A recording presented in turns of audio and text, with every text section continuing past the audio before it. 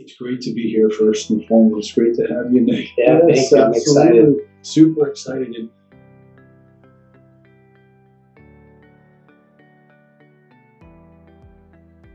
tell me a little bit about the business and all the great things that you're doing and maybe some of the highlights or results, and we can go from there. Sure. So my company is BookThinkers, and we are focused on introducing personal development and business books to as many people as possible. That's really our mission. So I went through a very definitive inflection point a few years ago where I went from graduating college and sort of in a place of uncertainty, reading a couple of really good books, and then getting to a place of fulfillment and impact. And it was such a beautiful transition. I wanted to help other people go through that as well. So nowadays we have a large social media community, over 100,000 people in the community, and we have a podcast, we have a mobile application coming out, we have books in the works, we have partnerships with great authors. So we're doing a lot of different things, but the core mission is really to introduce reading to as many people as possible.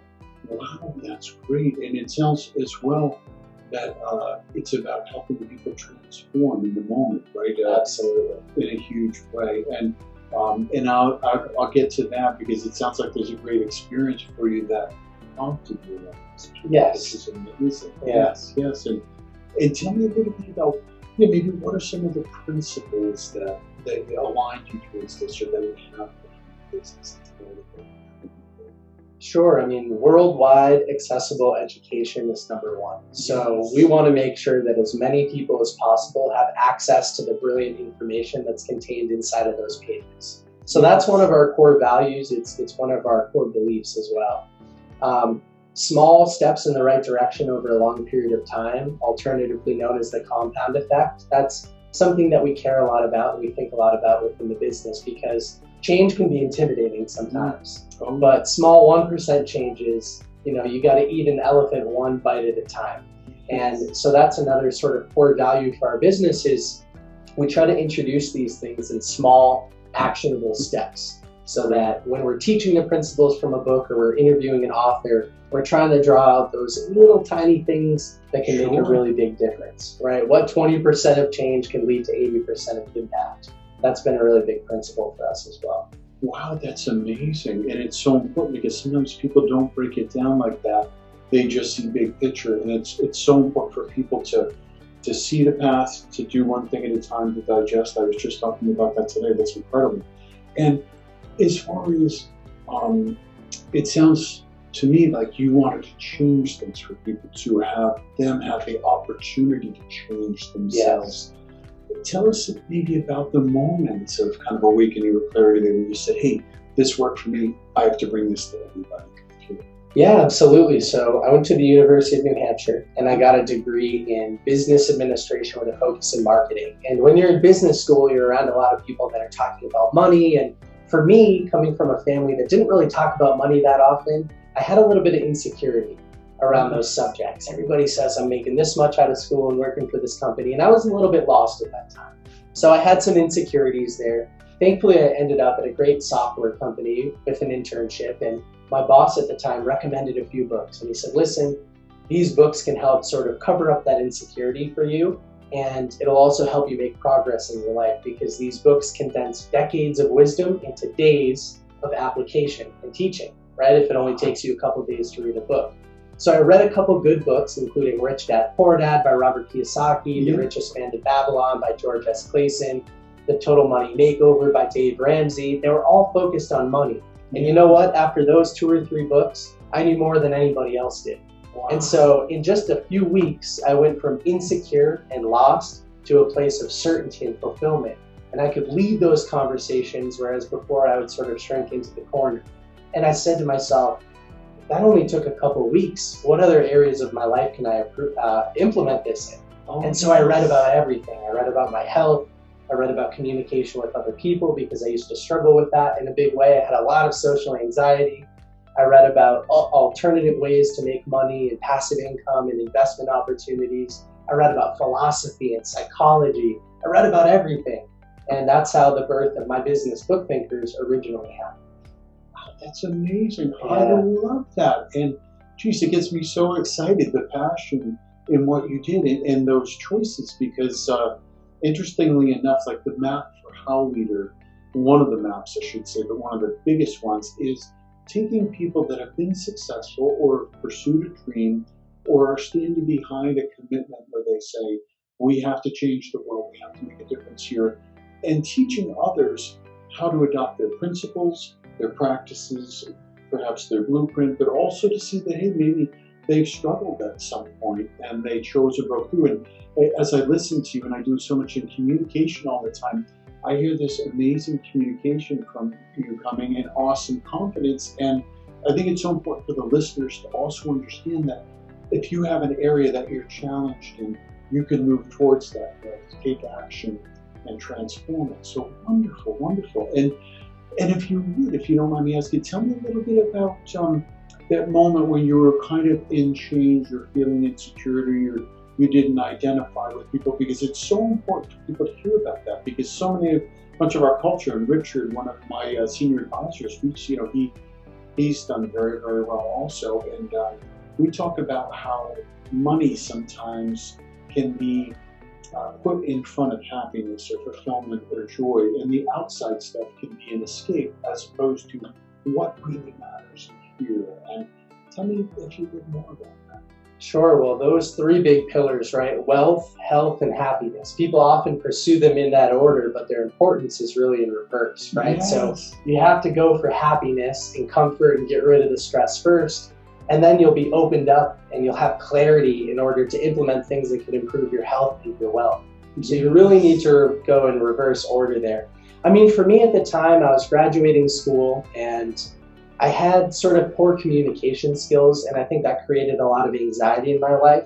But at the same time, in my inner circle with people that I was comfortable with, I was sort of overly confident. So I think I battled with ego on one side of the equation, but insecurity on the other. And that was a very confusing compass to operate from, to make decisions from. And I think my set of principles at the time was a little bit out of whack. Now, it didn't come from my parents. I have amazing parents. It didn't come from my friends. I have great friends, but I think it was just a product of the pressure that society sometimes puts on you to act a certain way and to be a certain way. And so once I was able to read some of these books and get into alternative forms of thinking, I started to think bigger and open myself up. I started to become more vulnerable. I think sometimes I had to take 2 steps back in order to take 3 steps forward. And in communication, as an example, when I was younger, I used to be the kid that would get embarrassed while making a presentation and actually run out of the classroom. And here I am today having a conversation with you, and it feels natural, and I know people are listening and watching, and that doesn't create anxiety. But the distance between where I was and where I am now, it's a big distance. I went through years of door-to-door sales. I went to Toastmasters. I minored in communication in college. I read dozens of books on communication. So the journey isn't easy, but it's possible. And that's all that matters, is that if you start going in the right direction and you sort of reverse your momentum, you can do whatever you want. You could change your ability to communicate. And that's sort of at the heart of most of what happened with me. Wow, that is amazing, Nick. I love that. And great parallels too. I was very introverted and shy, and was even going to be a corporate psychologist. So my conversation with people would be like, how are you doing? Is everything okay? And when I got into Oracle, I realized, oh my God, I'm terrified. I've got to speak in front of these groups. I've got to drive business things in between people. And I had to practice my communication, my delivery, my inflection. And I love that you do that.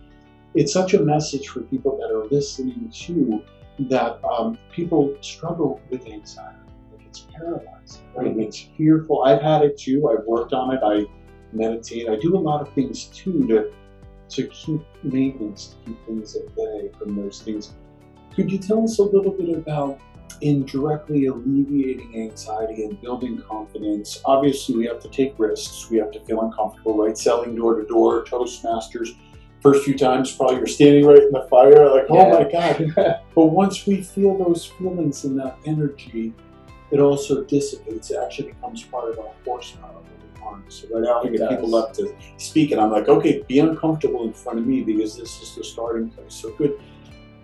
Tell us, if you could, how did you break through anxiety, and how did it fight back towards you as you were trying to either alleviate it? And are there any other things you did? Because people, when they see you speak with such eloquence and confidence, a lot of them might feel like, I can't get rid of this anxiety, and maybe a little visibility into that would be wonderful.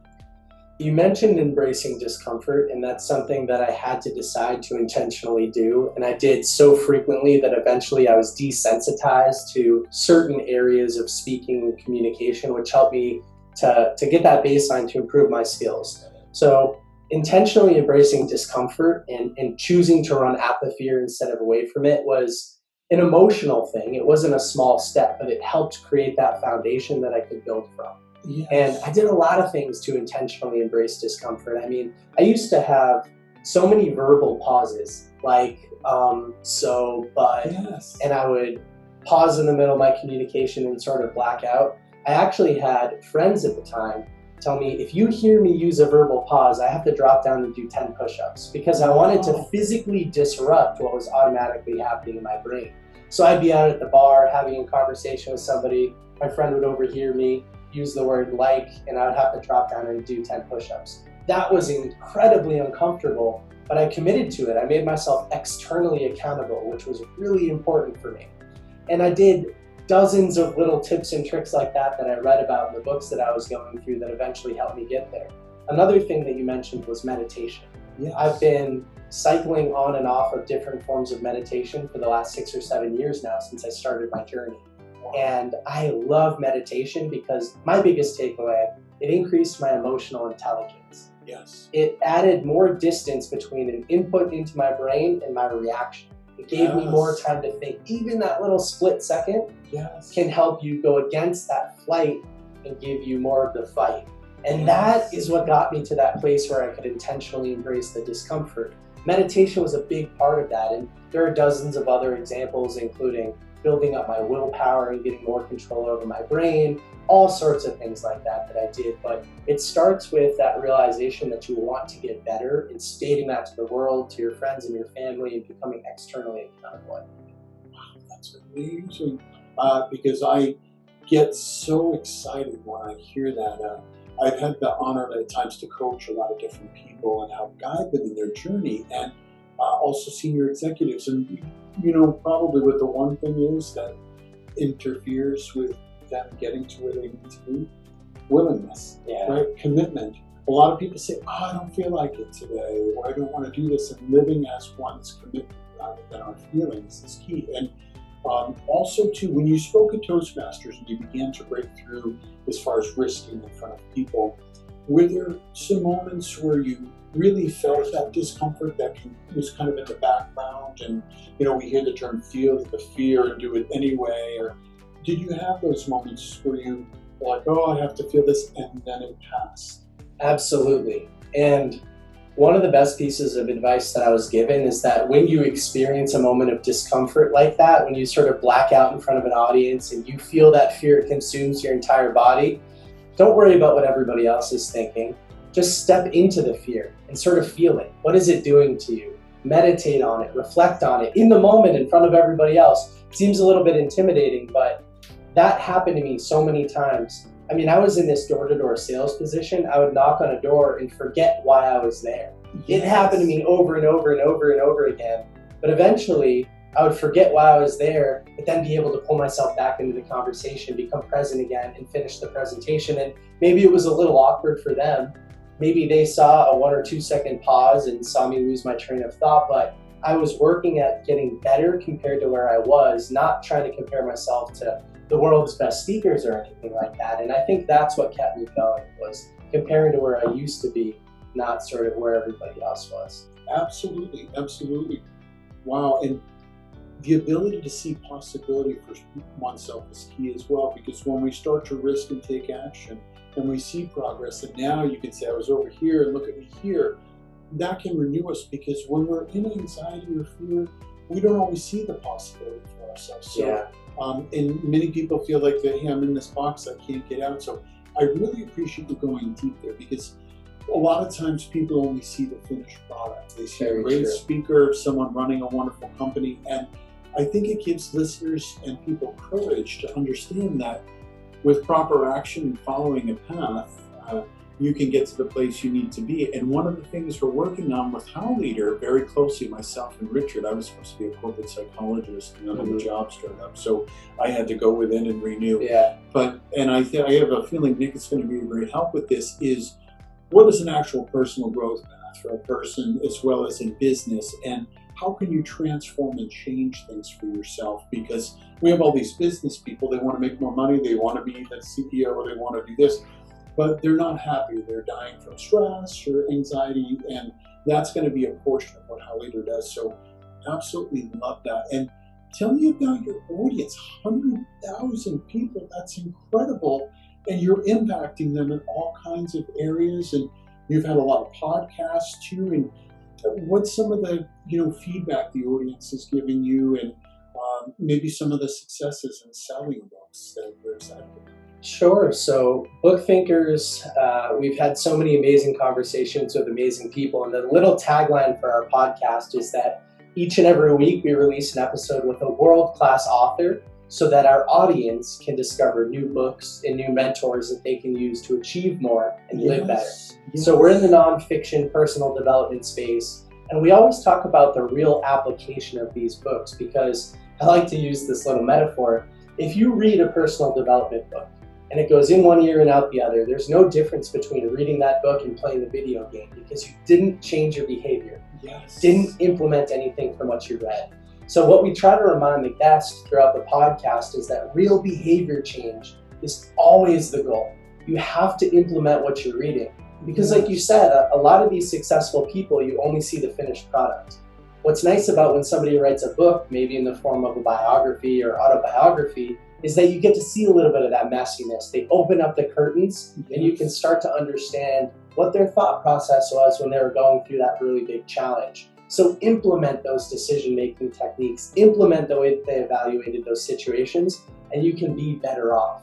So in terms of our audience, they're all people who are primarily young professionals, 18 to 34, maybe 45, and they're looking to change their lives. They've recently discovered their unfulfilled potential, and they say, I'm trying to use books as a vehicle to get from where I am now to where I'm capable of going. And that's all we're about, is progress. We want to make progress. We want to implement from what we're learning. We want to define where we want to be and how we can get there and close the gap. And so that's a little bit about our audience and some of the people. And in terms of book success, I mean, each and every week, BookThinkers, my business, on Instagram specifically, which is our largest platform, we do 1 million impressions a week, which means 1 million people see a piece of our content every single week. And if we're sharing a positive message about a book, or we're recommending something that we feel really good about, we know we're making a positive impact in the world. And we answer anywhere from 20 to 100 individual messages a day. People who are presenting a case and saying, here's my problem, is there a good book that can help me solve it? And then oftentimes, not so often, but sometimes those people come back and say, I read the book, I implemented it, it changed my life. And that's why we're doing this. Impact is always the goal. We're trying to introduce these books and have people really, really, really implement the information. That's amazing. I love that. So many parallels in the values that you have in what I believe in and what the team that we have believes in. Because it's interesting, I had a lot of great success, put a lot of zeros at different times, right? And I climbed different ladders, but personal growth and development has been a major interest and task. It's a have-to for me. And what I realized, though, is between now and whenever I leave the planet, and maybe perhaps after, I kind of felt like the more of an impact I make, the more lives I can change, the more I can help. That's the highest calling, and that's the most rewarding for me now. It might sound strange, but rather than getting someone a $500,000 job, which I do pretty often, I find myself, someone calls me and, they're president of the company, and I'm like, I can't get my son to study for this interview, he's so shy, or come out of his room, and I'll bring the book and spend a couple hours and they nail the interview. Even people who've gone to Harvard, and it's like, when that happens in the past, that's where the juice is. And I wanted to ask too, tell me about your employees and making an impact with them, because obviously I can see where they would aspire to follow you work on change every day, a little bit of change. How does some of that show up? Maybe some examples. Yeah, we just hired somebody in the sales team, and he's amazing. He's very coachable and open to learn. And what we've been doing is auditing our existing sales process in terms of working with authors to help them promote their books. And we always just talk about get everything out on the table. Are you having a difficulty with a certain part of the process? Let's be vulnerable, open, radically transparent, and talk about it. And then let's audit each piece of the process. If you're uncomfortable with this email template, let's talk about why and let's fix it. And I think being coachable is the other half of leadership. Like, I can only do so much. Somebody has to be willing to learn. And this recent hire that we've had, his name is Luke. He's been doing excellent things for us, and he's just so open to hearing feedback, but also giving kind of where he is mentally with us. And we want to coach him up into a role that he can take over an entire sales department and start to bring more people in and all that kind of stuff. So I think it's possible for anybody. And one of the things that we like to do at BookThinkers with people that we're working with, especially people who are working for us, is talk about where they want to be in the future, and then kind of analyze the role that they're in with us and say, do you have the resources to accomplish your position and to get where you want to be? Do you have the incentives in place to stick around and be happy with the way that you're being compensated, whether that's financially or otherwise? And there are a couple other categories that we'll touch on, and just make sure that they feel like they're in the right seat on the right bus before we give them any more tasks or anything like that. So that's one of the ways, and I think it all boils down to just being open and sharing with us where you're at. I actually read a statistic recently that at any given time in most industries, 2/3 of employees are ready to leave if they're given a better opportunity. And that shocks me. How can an employer not be so tapped into their employee base that they don't know their employers are disgruntled and trying to leave? Like, we want to have open communication, so radically transparent that no matter what you say, I won't get offended. And I promise, because we'll try to fix it if we think you're a good fit for what you're doing. So that's kind of at the basis of how I approach those things. It's amazing. Yeah. So refreshing. And the things you're speaking about, what I find myself often doing is getting companies that are way down the path to go back and look at those things and change and become that. It's harder in reverse. It's a huge commitment. Yeah. And I love that you're doing that. And open communication, I find, creates intimacy, where it's intimacy, but also we get closer. It raises the consciousness. I have some people that I work with and some friends where we go deep or right in at different times, and it's just, oh my God, it feels like we're changing the world. Tell me about with authors and getting open with them. How do you propel them? Because I realize you're not just selling books, you're doing podcasts, you're promoting them, you're finding ways to get them on the map. And even myself, doing so much. I realized 5% was writing my book. The other 95%, after getting published, was going out and promoting it. And there's only so much time for that. And tell me a little about it, the strategy. Yeah, well, I mean, you're totally right. I think there's sort of a fuel, launch, accelerate stage to the book promotion process, and most people don't put enough time and effort into that fuel stage. So what happens is they put out the book, there's no audience, nobody buys the book, the publisher doesn't end up sticking, they don't do too much for you, they rely on you to sell your own book, and so that's where we kind of come in. Our primary target customer comes out with a book, doesn't have the audience, wants to get in front of our audience, and so in order to form a more intimate relationship with them, we have to go through a discovery process. Yes. I have to sit down and say, tell me a little bit about why you wrote the book. Tell me a little bit about what problems you're trying to solve. What kind of situation is your target reader in? Let's build an avatar. Let's call him Nick. What age is he? What kind of moment of transition is he in where he's going to look at your book and say, that can solve my problem? And how do we get in front of those people? Where are they hanging out? And so we try to learn a little bit more about that process. And then I think something that I've been able to do since I'm a little bit younger than most of the people I work with is make sure that they feel confident in the process as well. Yes. It takes a lot of effort to write a book. And most of the time somebody's writing a book because they want to make a positive impact. Yes. And so let me help you go through that process. Things have changed. Social media is a little bit more relevant than it was 10 years ago. And it's a very tricky, complex, and ever-changing sort of place to be navigating. And so we've got to go through that process so that I can help you locate your target readers. And I think the discovery process and really getting to the root of why they wrote the book helps create that form of intimacy that you're asking about. That is incredible, and it's so important for the readers. And it sounds like you've got return readers, you've got an audience that watches the podcast, but a lot of these people are committed to changing. And do you share your personal story either on the site or however to help people understand that, yes, there's hope, but you have to take action? Do you set a model in any of your Instagram or the presentation?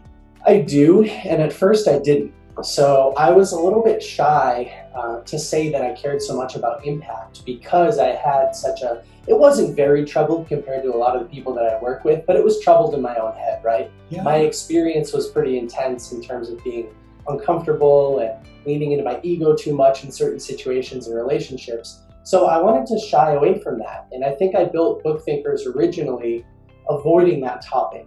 But I had an author call me out on it one time. He says, Nick, if you bleed anything, it's that you care about your audience and that you're focused on impact. And you better start preaching that to the entire audience. And I think that might have been 9-12 months ago. And ever since then, I've been layering it into a lot of the conversations that I have with people, including the conversations I have today, so that people can see where I came from. Because you're right, it's not motivating to see that somebody has X millions or X billions of net worth. It's motivating to know where they came from.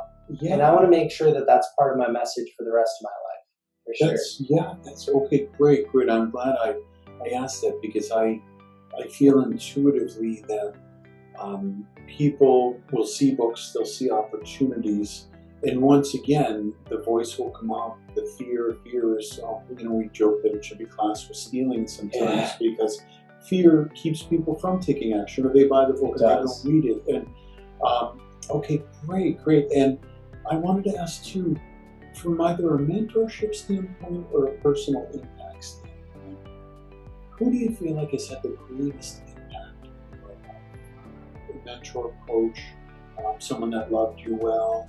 Who comes to mind? It could be more than one person. Yeah, I mean, instantly I'm flooded with so many people. I practice gratitude on a daily basis, multiple times per day. So whenever the concept of gratitude pops up, I just get flooded with so many things. My parents, they're amazing people, and they never put any limitations on me, and I'm very thankful for that. They always let me try things. They always let me explore who I was, and they were always very supportive of that. So I'm eternally grateful for the life that my parents have given me. In terms of professional mentors, I've had so many. We have a business coach.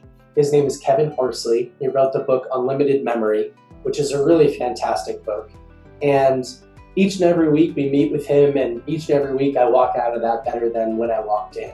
Kevin has provided so much value to me and my business partner at BookThinkers. We owe so much to the guy. And the last person that I'd like to mention is another author, Evan Carmichael. He wrote a book called Built to Serve, and that book gave me the framework to identify my purpose and be able to articulate it. So he teaches this framework called who, why, how. Your who is essentially one word that represents who you are so that you can go preach it to the world, so that the world can conspire to assist you in fulfilling your purpose. And for me, it's progress. I want to help other people make progress. Then he teaches you why. Why do you want to help people make progress? Well, because I went from insecure to fulfilled and confident and stable, and I want to help other people bridge that gap, right? That's why I'm doing this. And how? Well, right now I'm doing it through BookThinkers, but I'll be fulfilling that mission and talking about it for the rest of my life. And Evan has worked with me personally to help me articulate that and get to this place where I feel so confident about what I'm doing. I'm so aligned with my mission, I don't second guess it at all. And I think other people can read that. I think other people want to work with people who know exactly what they want in life. It's a dangerous place because I know exactly what I want in life. I want to help other people make progress. And Evan helped me get there. So that's the third person I'd like to mention. It's an amazing, great author too, and great impacts. It sounds like I just love that. And wow, because as we're building HowLeader too, one of our missions is to help people get access to the best leaders in the world, but also perhaps the best in their chosen field, because a lot of times, I'm sure you're very accessible and available, but if there was 1,000 people that wanted to have lunch with you because they love your message, it might be hard for them to do that. So part of this is teaching classes from this where people can drill down. You know, we've got accessibility to just amazing resources. And I was going to say too, because you prompt the question of change out there today in our society, and say that even 20 to 35, I even see it 20 to 45, sometimes there's folks that are unfulfilled, that are trying to find a path, even when it seems like things are going well for them. School's going well, but they don't have a code or a way to say, here's how I can become fulfilled. Yeah. What do you think about that? Like, just generally. There's an author named Stephen Pressfield. He writes books like The War of Art and Turning Pro. He writes on sort of being your best self. And he would call the word resistance, well, he calls this term resistance, which is you're kind of lost in life, right? You're in the whirlwind. You're sucked up, you feel unfulfilled, but you don't know why. Yeah. And he calls it resistance. It's another word for fear, or there are some other synonyms. And I think resistance comes in a lot of different forms. The easiest way to start to understand it is to become aware of it, to slow down, to stop what you're doing, to reflect, to journal, to meditate, to think, to talk to your friends about it. Like, if you don't raise your hand and say, I need help, then nobody's going to help you, right? Yes. You have to just stop and slow down a little bit. So if you're listening to this and you're in your 30s or 40s or 50s or 60s or 70s, and you want something better out of your life, stop, slow down, talk to the most successful people that you know. Tell them your problem. Be super open and transparent with it. And then you can start to fill in the gaps. You know, you'll start to get more control of that whirlwind, and you can start walking in the right direction.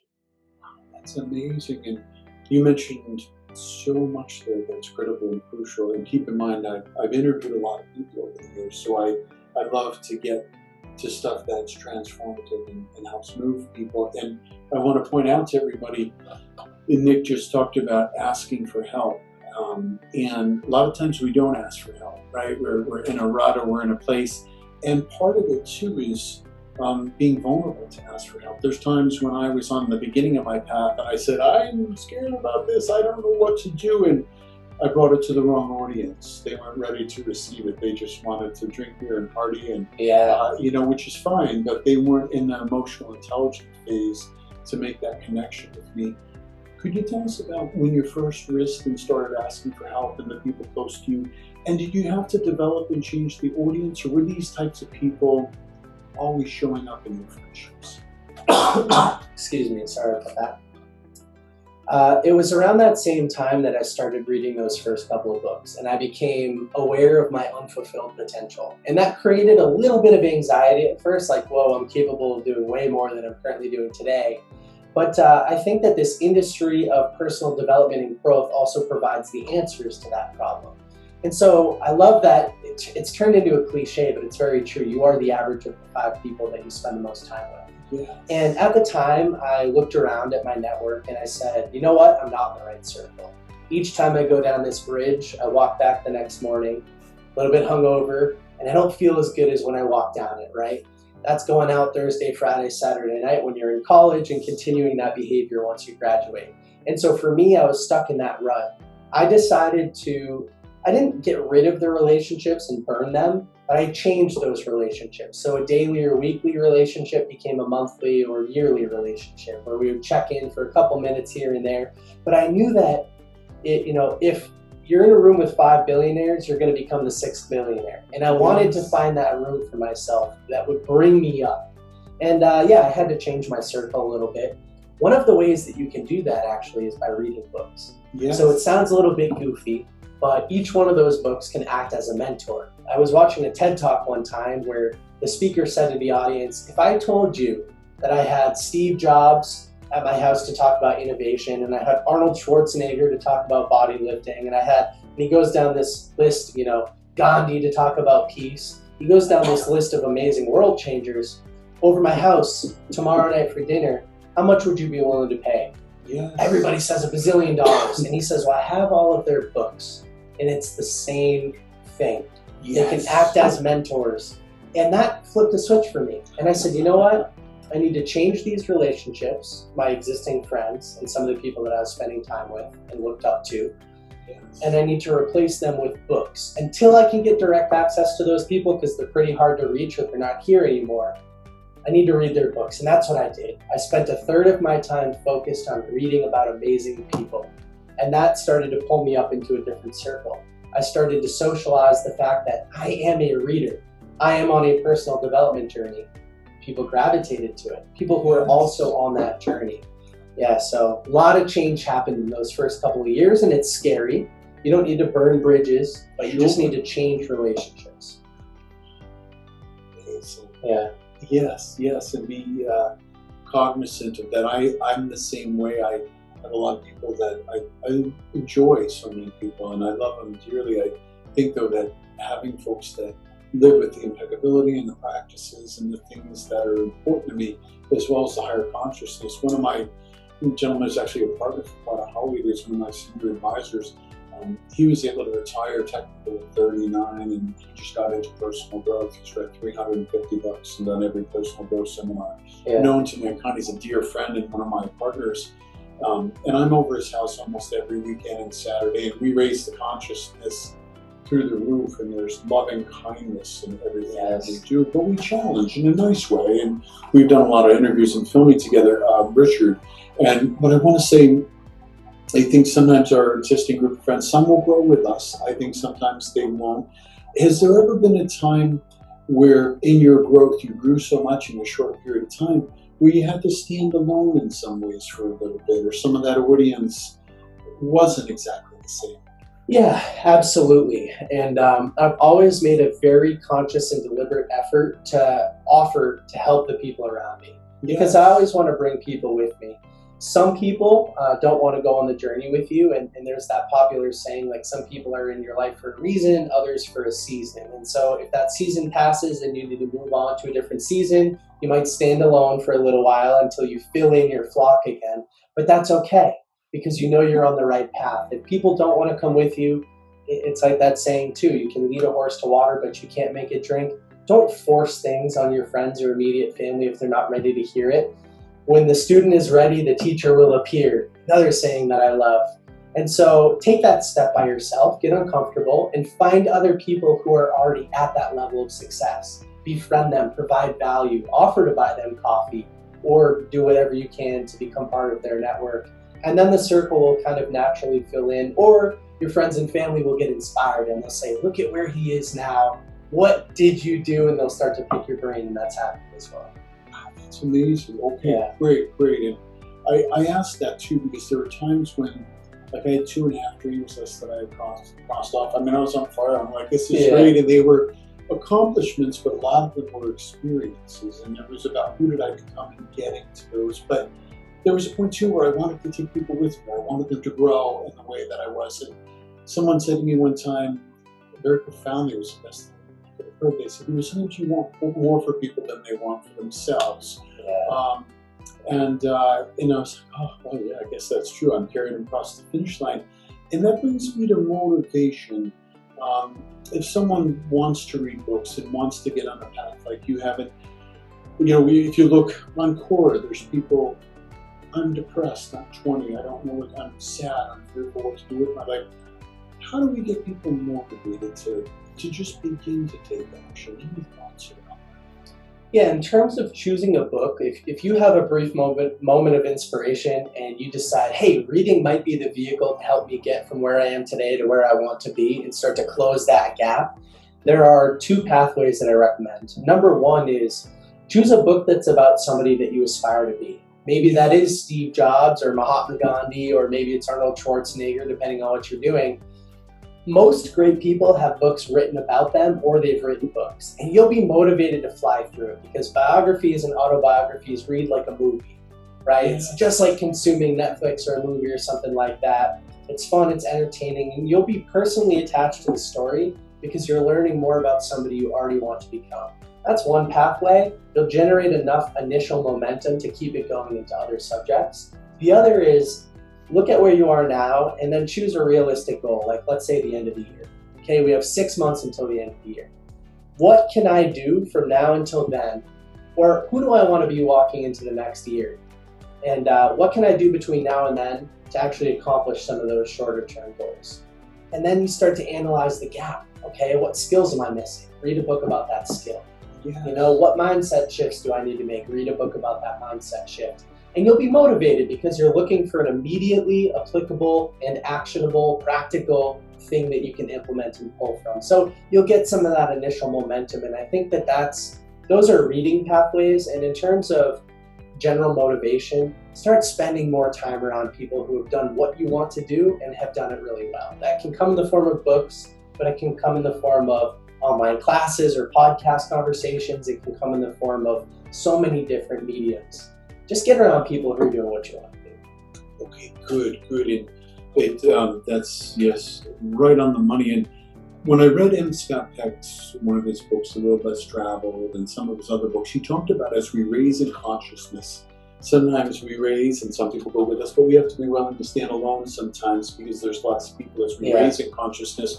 But I feel like as I look at that and I know that as a possible truth, a lot of people are wanting to grow and raise in consciousness. Tell us about, if you would, and I think so many people want to hear about, I understand your principles and the passion and the commitment. What lives for you today as practices? And let me quantify that a little bit. Like some people, I have one of my buddies, he's up at 3:30 every morning and he climbs a mountain before the sun comes up. He's 69 years old and he has a 4-hour morning routine.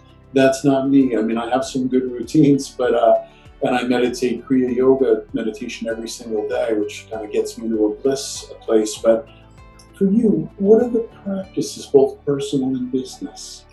I have a lot of them. I've implemented, and I'm not exaggerating, well over 100 individual practices into my life and into my brain. So my morning routine is similar to your buddy's, but it's not as intense. I have about a 2.5-hour morning routine. Each and every item of my morning routine was handpicked because I know that over time it will compound and lead to disproportionately positive outcomes. And so I'll give an example. Each and every morning when I wake up, I do meditate. And meditation for me, at first it was really difficult. I had a very hard time controlling my mind and focusing on specific things and getting things out of my head. But over the last 5 to 7 years of trying different forms of meditation, I've been able to get to this place where in somewhere between 10 and 30 minutes, I can achieve that state of bliss. Sometimes a lot less than that, sometimes a little bit more than that. And achieving that set of bliss in the beginning of my day sets things off right. Now I have a dozen other things that I've implemented as part of my morning routine. And it's very important for me that I have that structure. There's an author, his name is Jocko Willink, and he says that discipline equals freedom. It's a little bit counterintuitive, but if you bookend your day, meaning you have a solid morning routine and a solid evening routine, you have a much better chance of controlling what happens between the two. But if you wake up in the morning and you get immediately swept into social media and you have no control, then good luck to you because the day is going to go by and you're not going to get anything accomplished. So living with intention, bookending your day, installing things that will compound positively over time, it's done worlds for me. And my morning routine, like I said, it has about 15 or 20 different items in it, depending on where I am in the year and what I'm focused on, but each and every item has so much significance. There are certain journals that I use, there are certain gratitude practices that I implement every single day. I do yoga, I do this resistance band workout thing. I have this daylight thing that I've got set up to boost my circadian rhythm. I've got a morning cocktail and set of supplements that I take. I mean, I'm all in on the morning routines. That's great. Yeah. That's great. I love that. And I have one too. I just, and it used to be so physically rigorous, and now it's, I get a few injuries at times. It shifted a little bit. But I love that. That's great. And people need to understand that because without action, without discipline, without commitment, things don't change. And I humbly, because I've got such benefit and I see how a day turns out when I don't do it, I won't leave the house without meditating. I just can't. Yeah. And some people can still have a great day. It's really the difference between magical and just pretty good, for me. And I want the magic, and I love that you do that. In practices as well, you're physically fit, you do things, and you have a cocktail you have each morning, and I know it's not tequila. Tell us about what you do to power your body for eating, and you've probably studied on nutrition as well. A lot, yes, I have. So every morning when I wake up, I take this little thing of supplements. It includes a blend of like fruit and vegetable supplements, so I get the greens in there. I take apple cider vinegar every morning, and I also take magnesium L-threonate, which is a brain function supplement. So those are some things that I do to kick off the morning. And then the Miracle Morning Cocktail is a hydration drink. Yes. So no tequila in it, but it's water and Himalayan sea salt and lemon. And Himalayan sea salt has 84 minerals and nutrients, including electrolytes. So after an entire night of sleeping and not consuming water, I want to flood my body with hydration. And the lemon kicks off your digestive system a little bit and gets you kind of prepped for the day. Then I drink a ton of water. So the average, I think the stats, depending on where you read them, 80% of working Americans drink less than the recommended amount of water every day. 80%. Oh, yes. And water improves your brain function, it improves your mood, it improves your physical performance, it prevents dozens of different diseases and sort of degenerative brain functions and stuff over time. So I kind of like to flip the script and say, if I intentionally don't drink enough water, I'm intentionally decreasing brain function, I'm hurting my mood, I'm lessening my physical performance, and the list goes on, right? So I drink a ton of water. I also practice intermittent fasting. So I only eat between normally 1 p.m. and 7 p.m. I get 2 big meals in. Because what happens is you can enter this state where your body, instead of focusing on digestion, it can focus on what's called autophagy, which is cellular repair and getting rid of waste. So your body only has so many resources to focus. Digestion is normally the number one thing that your body is focusing energy on. If you don't eat breakfast and right after you sleep, you get sort of 4 or 5 hours where your body can focus on repair. And that also boosts your energy because digestion sucks your energy. And so I like to kick off my day by having that Miracle Morning Cocktail and those supplements, which have 0 calories. I like black coffee.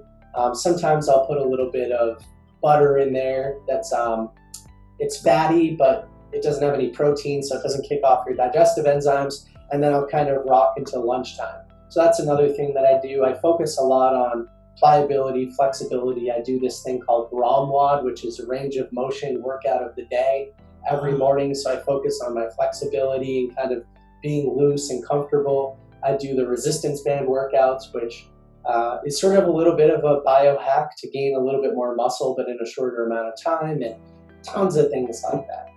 Wow, I could go on forever on those subjects. That's wonderful. I love to hear that, and please, because I think people think that feeling good or being energetic just comes, and it's not the case. We earn it, we build it over time. And if I may ask, is there a certain time that you rise every morning to get all this stuff? I get up at 5:55, but that's because my workday starts at 9. I'm as a business owner, I have a lot of control there, and I think that going to bed around 10 or 11. Now, sleep is something that I've implemented dozens of things for, which we could get into, but I go to bed around 10 to 11, and then I wake up at 6.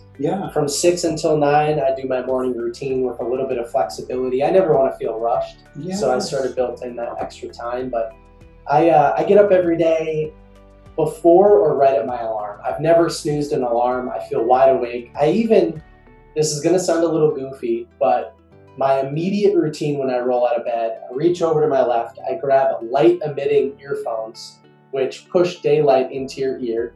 I walk over to my desk, I click on my daylight lamp, which is artificial daylight, and that sets my circadian rhythm. So my body wakes up at that time because it thinks that the sun is waking up above me if I picture myself as a caveman sleeping out in the wilderness, right?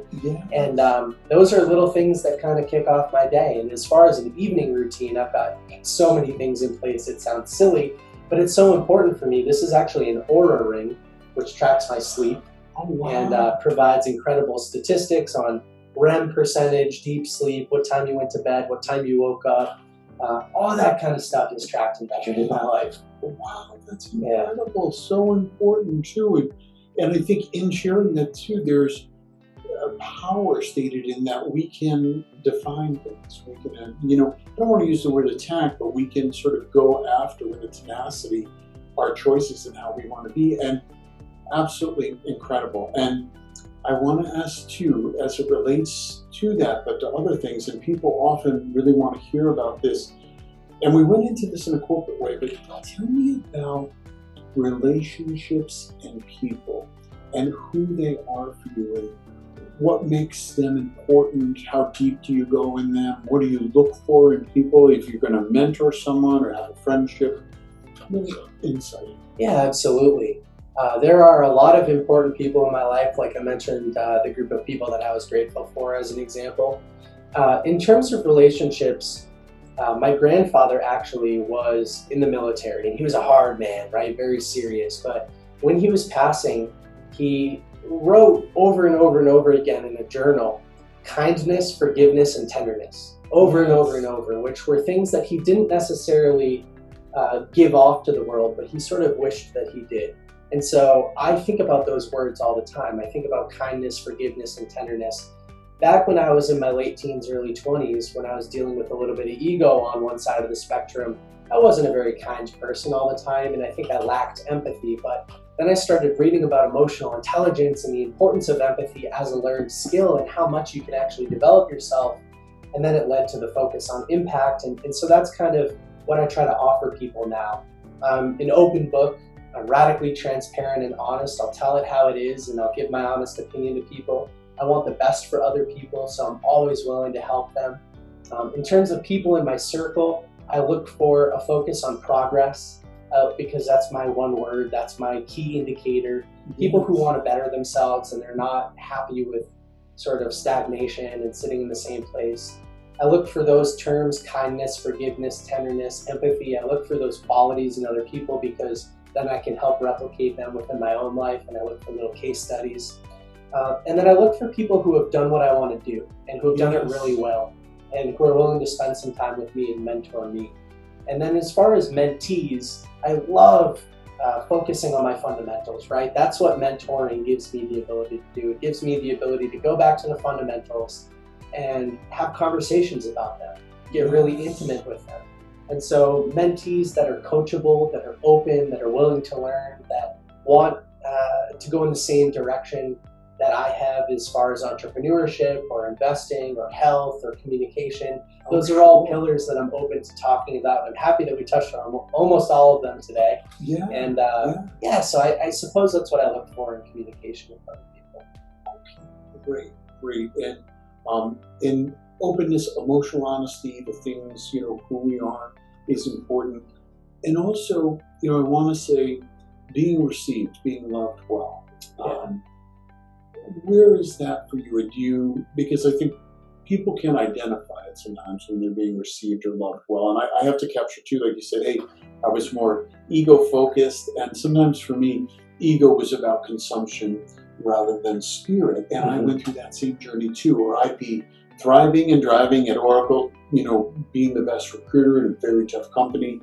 And people would say, hey, I don't see you get up from your desk except at lunch and at dinner, and we'd like to talk to you a little more. We'd like to get to know you. And I was just a machine, and I wanted to break every record, and that's how I valued things. But what I found out was people wanted to get to know me, and I had a great sense of humor. I never used that. So I stopped and incorporated things and shocked people. But as you're thinking about relationships and people being loved well, we learn to love ourselves, right, through getting the source within us and taking care of ourselves.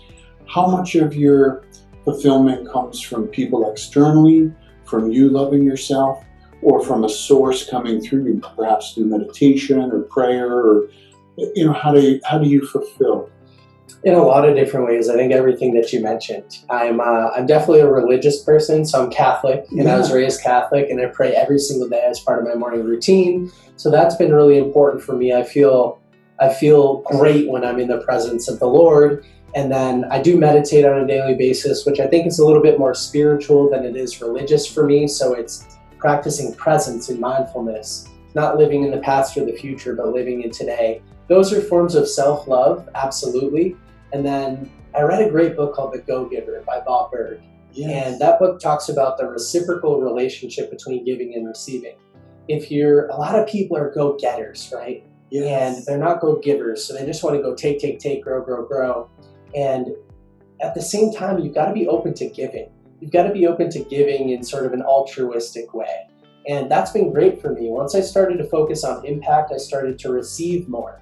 Sometimes people don't want to receive, they just want to give, right? And that's an unhealthy relationship too. So you've got to be open to receiving, because then you can use whatever you've received to give more. Once you give more, people are more open to give.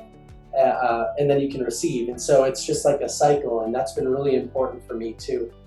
Something that you mentioned before, which I wanted to touch on in terms of communication, is that if there's an inconvenience in your life, especially in a relationship with a loved one, and it happens on a daily basis, over 30 years, that'll happen 11,000 times. Yes. So address the inconvenience. Be open about your emotions. Yes. Right? This really bothers me when you say that.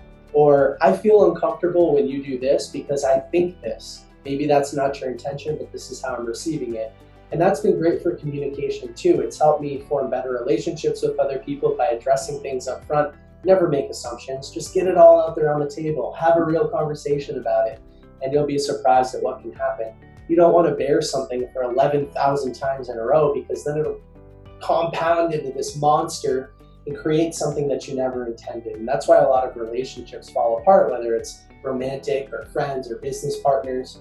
I mean, at BookThinkers, my business partner and I, we put everything on the table every single day. And it's helped to create a really great form of alignment for us. So I hope that answered some of those questions. I love that. Absolutely right on. And because I found sometimes too, I should say a lot, I'm open. I'll ask for what I need. I look to give a lot just because I want to give, because people aren't given to. So if I can give love or do something special or blow somebody's mind, I get juice from that now. Me too. I had a woman, I worked with her, she was a single mom, wonderful lady, we stayed into her a lot. She'd become successful, but I went to get my son a toy and I bought her some, and I just gave it to her at work. She looked at me like with disbelief, like I had just split the atom, and she's like, why would you do that? And her attitude, and I said it, but she had been through so much, her mantra, I hate to say it, was that people suck. I was like, oh, I'm so sorry you're in that experience. And I had moments in my life too where we all get hit by trains once in a while. But I think there's so much joy in the giving, and I can do it unconditionally. Also too, that when I bring people into the innermost circle, I like to, I try to give them the map sometimes about intimacy and what works. And do you feel like in all this evolution, you can give people your own map? Say, hey, here's what I love in my friendships. Here's what I need. Here's how I feel secure. Here's how I'm challenged. Because not everybody will do what we need, right? Sometimes there's that saying you can be right and you can be happy. And we can get into that disagreement with people. But from an intimacy standpoint, because I think people will see so much success and say, well, he's doing great. Wonder how he does in relationships. Does he have sacred people? How open are you about what you need with people? Yeah, very open. I have a girlfriend. We've been together for about 2.5 years. And that's a great representation of how open I am. I mean, like I said before, everything's on the table, both for her and for me. Okay. And I think when we entered the relationship at first, I was a little bit more willing to talk about some of those things than she was. And but through making her feel comfortable, and I think making anybody feel comfortable, they'll kind of open up and become a little bit more intimate with those things. Now, I still struggled with the empathy side, but I was open with the communication and honesty side, right? So there's a lot of different and complex variables, I think, in every single relationship. But if you just address them and you're open with them, then magical things can happen. And with my business partner, everything's on the table. I'm a part of an accountability group that meets on a weekly basis. We track activity in different forms and have conversations about it. And at one point, we all got a little soft with each other, right? We would brush over things. And at one point, somebody said, listen, this needs to be a war room, not an accountability group. We need to bring the fire every week. We need to talk about what we need to talk about. Yes. Whether it's sexy or not, put it on the table. let's analyze it and let's help each other make progress. So there are different relationships, right? Like that's great for my accountability group, but not great for my relationship. I don't want to phrase that as a war room. Yes. And yeah, I'm totally open. And I wasn't that way in the past. I was a closed book.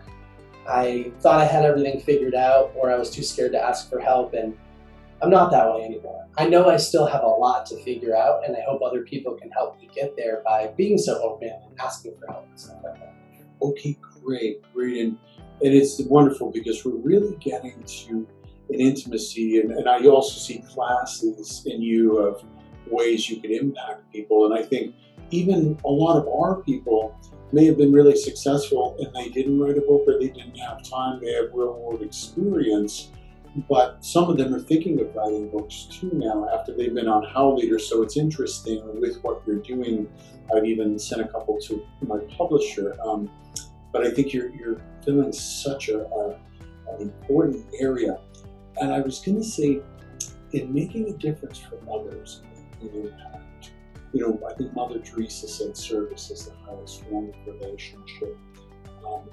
Do you feel that when you're making a difference? Do you come out of meetings or service and like, wow, I help that person? And do you feel maybe a greater presence being your God or things like that? Yeah, absolutely. And I mentioned before, we answer anywhere between 20 and 50, sometimes 100 questions on Instagram per day, and we're trying to go out there and make an impact. And although sometimes it's a little bit overwhelming, especially if I'm traveling or I'm super busy, I still make the time to go into our community and answer those questions because impact is my primary focus. I want to help other people make progress. Yes. And yeah, it's very rewarding. It makes me feel super happy and fulfilled. I know that if I made progress personally, or if I help other people make progress in their lives, that when I go to bed at night, I'm fulfilled. There are no thoughts on my mind. Anxiety is gone. I'm not worried about what I'm doing tomorrow because I made a difference today. Yes. And that presence has been amazing for me. So I feel very in tune with that. And I think you mentioned books and recommending some people that have been on this show to your publisher.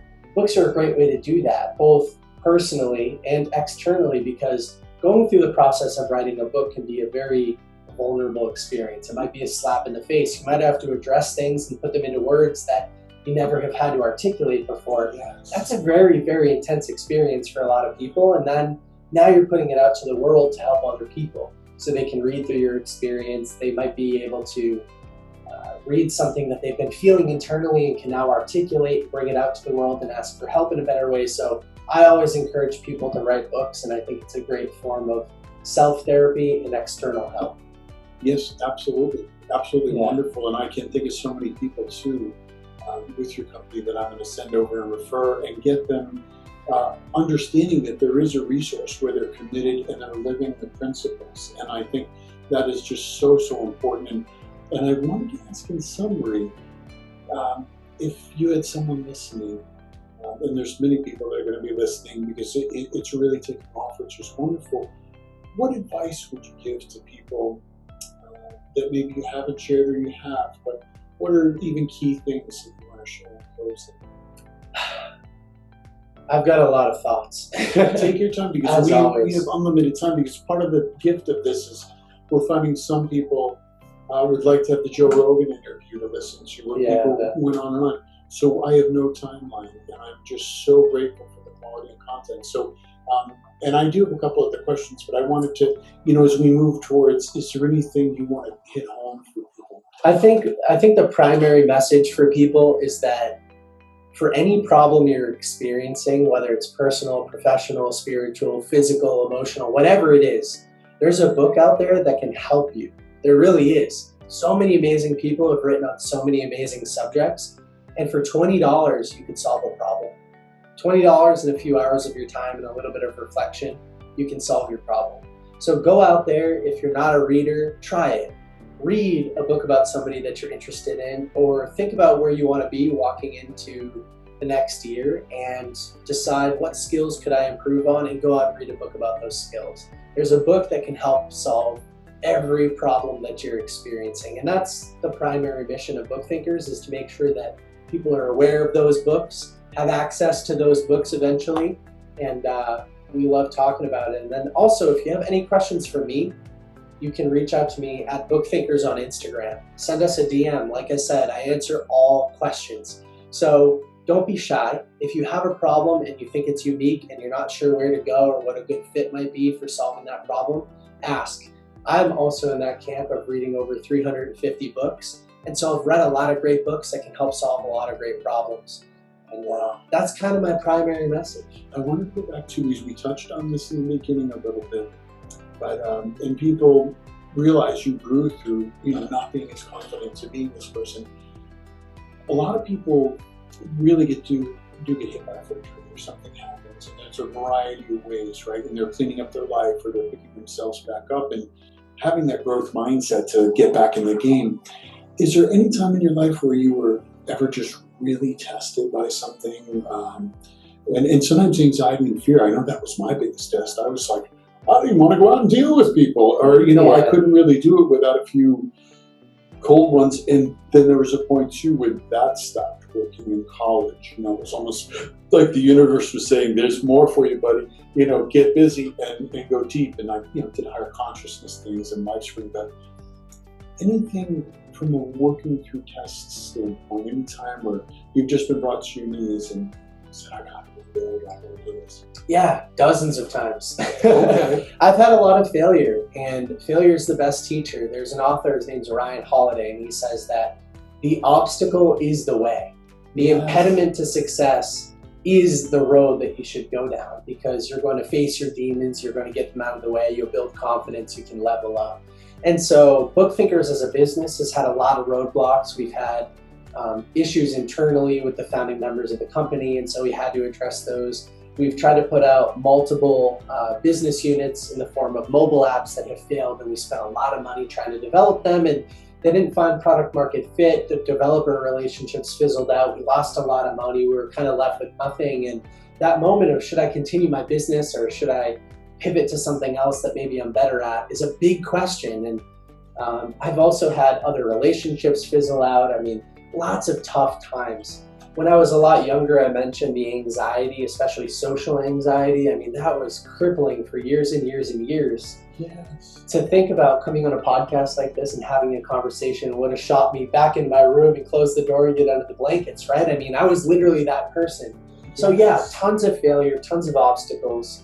But, and I've applied dozens of different things to help fix those. But the biggest thing is just understanding that failure is part of the process. There's another metaphor that I love, which is that people often think that the roads to failure and success are different roads. And they might go down one road and think, all right, this wasn't the road to success, so they'll kind of turn around and pick a different road. But I've come to realize that the roads to failure and success are the same road.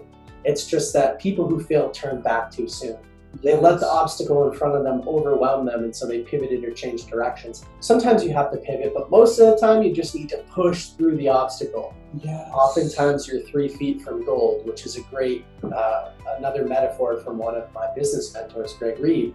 You're 3 feet from gold. You turn back a little bit too soon. You just needed to go a little bit farther, and there's a lot of great stuff on the other side. So that's what I've done consistently. I just kind of pushed through, and sometimes it was ignorance. I didn't realize how bad it really was, and sometimes it was just I knew what was on the other side, and that got me to push through whatever obstacle was in my way. But the impediment to success is oftentimes the thing that you need to run at full speed, and then you'll come out on the other side.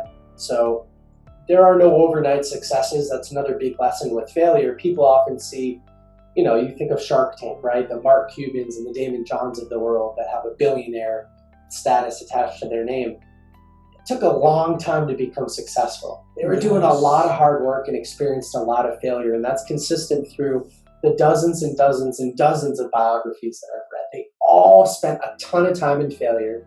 They used those lessons to become better, and the next attempt was a little bit stronger. And then they failed again. The next attempt was a little bit stronger. They failed again, but then they succeeded. And I love that whole concept of, using failure as a lesson. That's incredible. Oh my God. And I'm so glad I asked that, because you said it so well. You're so honest and transparent, but you also really framed it up for people to understand it, because failure can be such a heavy balloon for people. It's like a weight, and it's like, oh, I failed, I'm bad, I'm this. emotions, judgment, shame comes in with failure. So, so well said. And it's, I love that you invested, you were pushing towards things with mobile apps, and stuff can happen. Developers can be a little freaky sometimes. I've seen, plenty of stuff. And in going through those things too, do you find that you vet things out a lot more on the front end, whether it's relationships, friendships? I know some of my difficult relationships on every domain have helped me choose better and put more research on the front end. Yeah, and that's the result of going through the experience. A lot of people can think of a romantic relationship that didn't work out. That's a very clear example that most listeners or viewers can bring up in their mind. But you have to realize that if you moved on to a better relationship, it's because you were given a different frame to see things from. Yes. You went through an experience, you now know something that you don't like that you didn't know previously, right? And now the next time you're choosing a partner, a romantic partner, you know what not to do. And that gives you a better foundation to be a better version of you. It also gives you a better filter for deciding who you want to be in a relationship with. And those two things wouldn't happen. You wouldn't have a better chance of success if you didn't go through the failure in the first place. There's no other way to figure it out. And so with the developer relationships, with the business mobile app stuff that we spent a lot of money on and failed with a couple of times, each time we failed, we gained a better understanding of what not to do and what to look for in the future. Yes. Both in terms of like our change management styles and what we really focus on and what our strengths are, as well as what we're looking for in a partner. Yeah. And so the next time we go into one of those relationships and we see a red flag because it was a red flag in the last relationship, we could say, not a good fit, let's move on and avoid future failures. So I think every time we fail, we just get a little bit closer to what an ideal relationship might be, whether it's business or personal. That is so important because people see the success and your practices, but to understand that you did come up against some times where, hey, I put it all in, I put skin in the game, and I was challenged, and I had to reinvent and re-choose, right? Recommit. Some folks I've said to that are friends of mine, it's like, it's really about recommitment, even to the practices.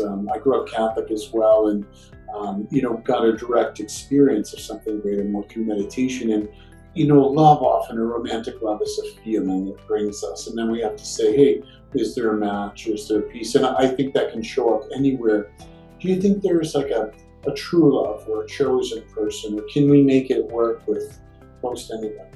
It's a great question, and I'll use an author that I recently read to kind of answer the question. He says that humans are infinitely complex beings. There are thousands or millions of different variables that get you to where you are today if you're choosing to enter a relationship, right? So the town that you grew up in, the family that you had, the education that you had, every single life choice has kind of made you who you are today. So what he says about marriage, as an example, is that it's one of the greatest human achievements that's ever been formed by our society, because the chances that two infinitely complex human beings could make a relationship work at that level of intimacy is almost infinitely impossible, right? Yeah. But it does happen. So I don't know that I think there's personally, I don't know that I think there's like a predestined ideal one partner, but I think that if you're open, you're honest, you're transparent, you go through a couple failures, and then you're willing to compromise, you can make a relationship work. And there will be people that are a good fit and people that are not a good fit, and it's your job to filter down and to make sure that the odds are in your favor, to minimize your risk. And I suppose that's how I view it. It's a great question, and from a religious standpoint, I'm not sure how much of an impact that has on my thought there, but I do believe that humans are meant to be in a relationship. I do believe in marriage, and I don't think there's a pre-picked one person for you, but I think you can get pretty close by being present in the moment and that filtering system that I talked about. That's great. I love that, because people struggle with that. What do you think? I think that I'm glad that it's funny you asked that. It's good to put me on the spot with that one. I sometimes, I think that I have a multidimensional view. I think that, in one of my authors, M. Scott Peck, he's taught me so much, The Road Less Traveled and other things, but he talked, a lot about love being a choice. When the ego boundaries fade, and we're in the new relationship, and it's all rosy, and then we see the person in their jammies, which I love that too. I mean, I'm not someone, I love people really in all domains, but I think that we have a choice whether we're going to be committed to something, and it doesn't mean be committed to something where people aren't growing with us. I think that's one of the hardest things. Sometimes we have a natural love for someone, or we just connect and we know, and then it's part of it is we explore that. So I think there is timing. I think sometimes people are delivered to us when we least expect it. But I think too that there is a variety of people we can make a relationship with. I think if we do enough personal growth or are good enough as a person, we might find someone that we're just like, wow, this, the universe kind of delivers. Yeah. But I think sometimes things are delivered as we're ready. And I think in relationships and marriages, we work on things. But, Scott Peck would say love is the commitment to one another's or one's own spiritual growth. And so I believe part of that, but I also believe there's some magic being in love. But I sometimes think that feelings, God, so beautiful, right? When we're pulled in a direction and we kind of fall.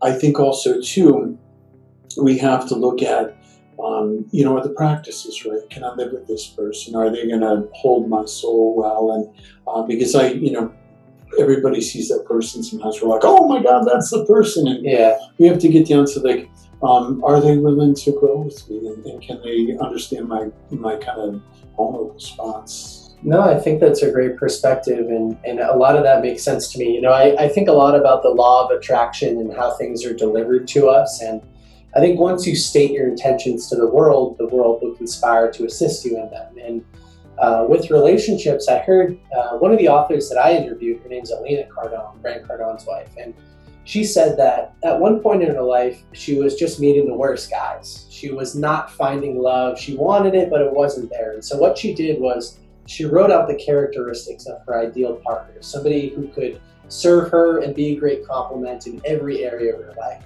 And what she realized was, well, wait a second, I'm not the woman that guy would want, right? So what do I need to do? What do I need to elevate personally in order to become the person that could attract what I really want in life? And so she worked on herself for a long time before she found her husband. And I think that exercise could work for a lot of people, because you state to the world what you want. The world says, well, you're not ready for that yet. You need to become this in order to attract that. And those people might walk by you in the street, they might be at the bar with you, but that connection's not going to happen if you're not ready, like you're talking about. So I think a lot about the law of attraction in terms of what you're ready for. If you're ready, the student will appear, or your life partner will appear. The universe will conspire to put the two of you together when the time is right. So I think about those things too.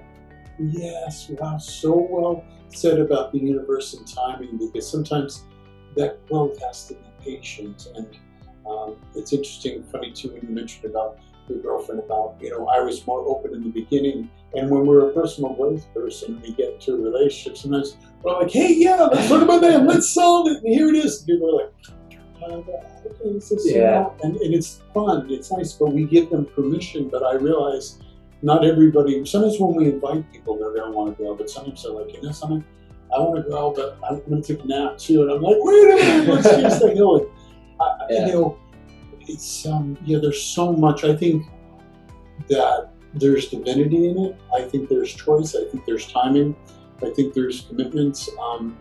But I think there's nothing more rewarding than a soulful love of ourselves and a really soulful, deep love of someone else. So I'm just, I pondered that question in recent times more. It's just, I'm becoming deeper on it. Last thing, to have fun and to take care of yourself and to recharge outside of your routine. How do you have fun? Like, what do you do to live it up? I am a digital nomad. I travel the world. So over the last couple of years, I've spent time anywhere from a couple of weeks to a couple of months in a dozen different countries. Wow. So that's my personal kind of relaxation thing. When I'm at home and I'm in the US, I work my butt off. Yeah. Rarely you'll find me out at the bar or having fun or something like that, or at the beach on a work day. Yes. But when I'm international, I sort of drop my rigid work schedule, and I like to relax and have fun and recharge. And nowadays I spend a lot of time internationally. This year alone, I've been to a few different countries, and I spent 3 months in Colombia. I spent some time in Panama. I spent a week on a couple different islands in the Caribbean. And for me, that's the ultimate recharge because it's the reward. I find it fulfilling. I also find ways to embrace discomfort while I'm traveling and to learn and experience new things. So there's a little bit of that, but to me, that's a recharge, like that's when I'm not focused on BookThinkers. I'm focused on just kind of like life. Wow. And you spent 3 months in Colombia. How recently? This year. Yeah, wow. January, February, and March.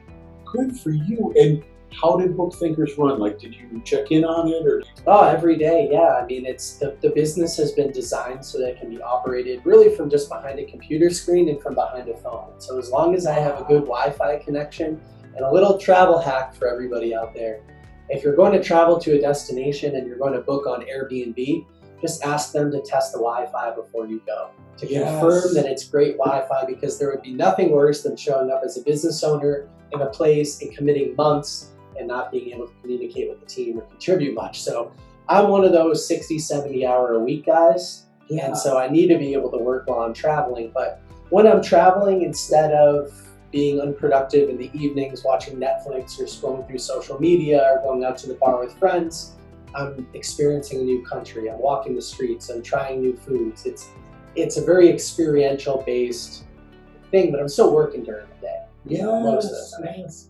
Good. I love that. What an incredible example. Wow. Okay. Good. Yeah. Because people, we want to live our life and enjoy it, right? While we're, our work is our love too, and here we are. And you must meet wonderful people when you're traveling and have conversations. And wow, incredible. Well, I have to say it's an honor to have the time with you today, and I'm so excited about things you shared, and lots to be proud of here. So I think Nick is going to do some other things, fun things with us, and take some time. We're going to have his information on the video, as well as where you can get in touch with him and really spend time getting the next books for yourself and for learning. So lots to be proud of. Huge congratulations. Yeah, thank you very much. Great show. You're a great host. Thank you so much. Yes.